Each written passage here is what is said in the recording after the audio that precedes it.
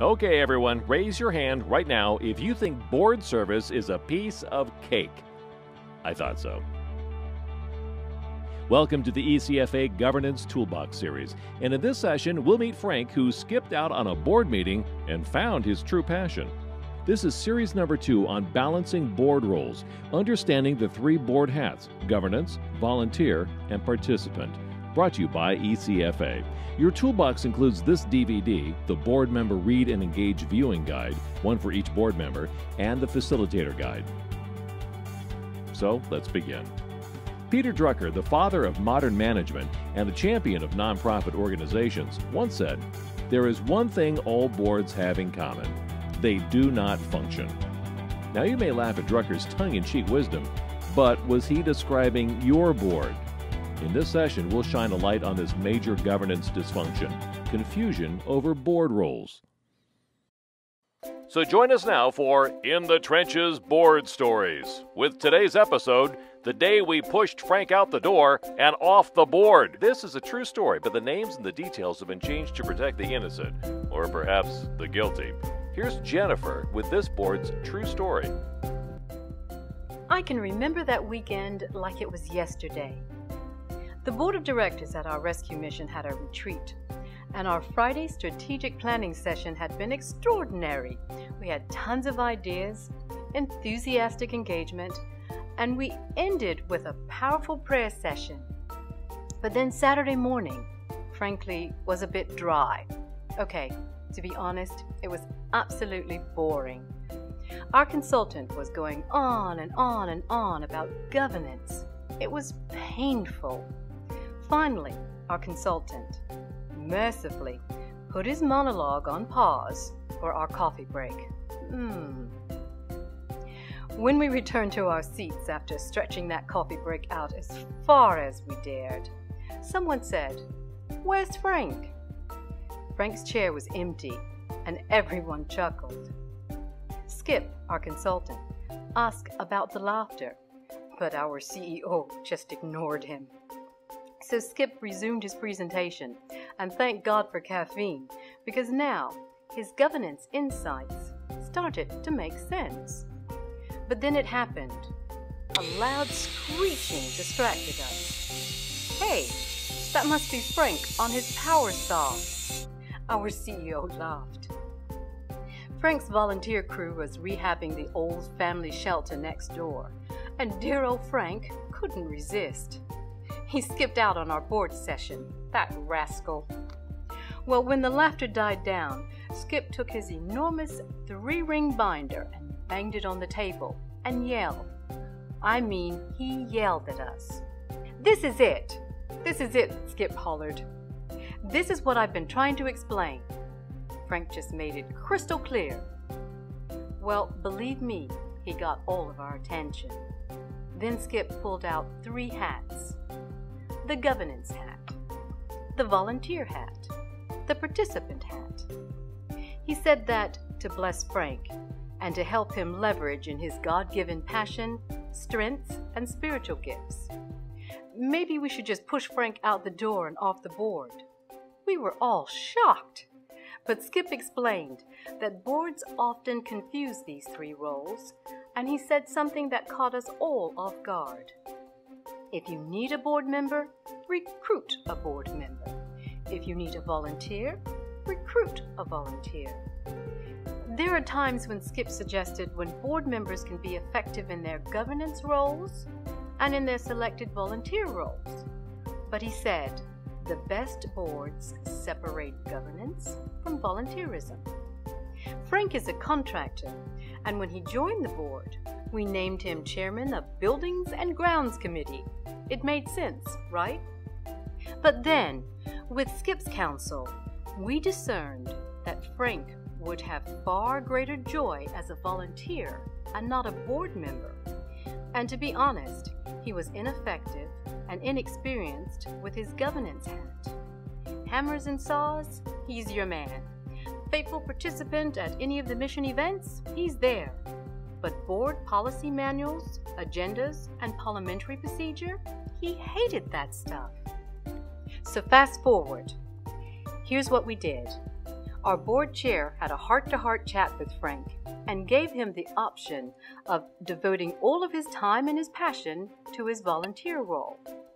So, we didn't actually push Frank out the door and off the board, because Frank was ecstatic when he was given this option.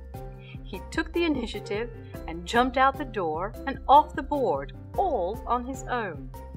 And guess what? This year, our rescue mission named Frank our Volunteer of the Year.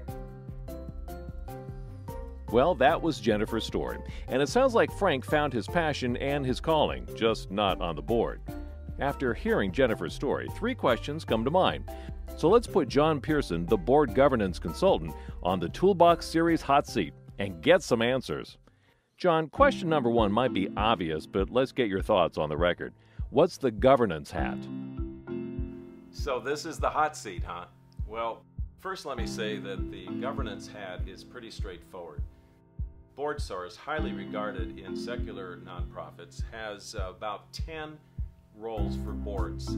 They include things like focusing on the mission, supporting and evaluating the CEO, ensuring effective planning, and many others such as legal and ethical integrity. In my consulting work with Christian organizations and churches, I also like to focus on 2 other governance roles: hearing from God, the spiritual discernment component, and also the whole question of impact, Great Commission impact. Are we fulfilling our mandate that God gave us? Thanks, that's helpful, John. So here's question number 2. Should every board member also wear a volunteer hat? Bingo. This is where the confusion jumps right in. Is it governance or is it volunteer? Let's say that the CEO of the rescue mission asks 3 people on the board to volunteer at the annual walkathon. Then at the board meeting, someone asks, "Hey Larry, how's that volunteer work coming?" And Larry chimes in, and then various board members give their opinions and random insights. And that's what boards do, right? Wrong, wrong. Really, the best boards focus on higher level issues like mission and vision, core values, hearing from God, spiritual discernment. Does the board own the strategy?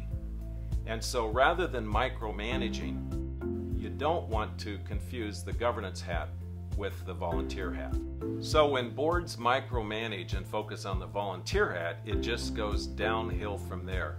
Focus on the governance hat. So that's the problem. What's the solution? The best boards carefully focus on governance. And there's 2 principles to keep in mind so as we're not confused about volunteerism and governance. Principle number 1, only the board can govern while many can volunteer. So when you clearly spell out the important role of governance, those high and critical things that only the board can do, it gives maximum time to hear from God. Principle number 2 is equally important, and it's so important I'd like you to read it with me. Volunteering is optional, but volunteer service must be passion-based and aligned with the volunteer's spiritual gifts and strengths. At the end of every board meeting, I love it for CEOs to say, "As you know, we need about 50 key volunteers here every year. And so if your passions and your spiritual gifting and your strengths align with the volunteer role, let's talk after the meeting, or I'll meet you for lunch." And then board chairs and CEOs should always add this caveat: your governance role is separate from your volunteer role. It's okay not to volunteer. It's not a duty. But if you do volunteer, leave your governance hat in the boardroom. So I would guess it's important that new board members, prior to coming on the board, must understand these 3 hats. So John, here's question number 3. When do board members wear the participant hat? You know, I hear this constantly from CEOs, and it's all about the participant hat. The CEOs whine to me, John, I can't get my board members engaged. They don't come to this event, they don't come to our graduations, they don't come to our fundraising events." And I say, whoa, there's an easy answer. use a simple tool that will bring crystal clarity. Just leverage the board member annual affirmation statement, a document that describes up front what the expectations are for every board member in all three hats. That document especially will add rich spiritual meaning to their calling as board members as they steward God's work. So now to recap, no pun intended, the governance section of this document will describe all of the governance roles. The volunteer section will describe the protocol for volunteering and the fact that it's not a duty, it's not a requirement. And the participant section will describe all of those events where we want board members to show up and whether or not spouses are expected to attend. And this final reminder, wear only one hat at a time. Ah, I get it. Thanks for clarifying this, John. Now, as a board, walk through the Board Member Read and Engage Viewing Guide and check out the resources online, including a template for your annual affirmation statement. And this reminder from today's In the Trenches board story. Before you invite Frank or any board prospect onto your board, ask yourself, do we need a board member or do we need a volunteer? May God bless you as you steward the work of your nonprofit ministry. And for other titles in the ECFA Governance Toolbox series, visit ecfa.org.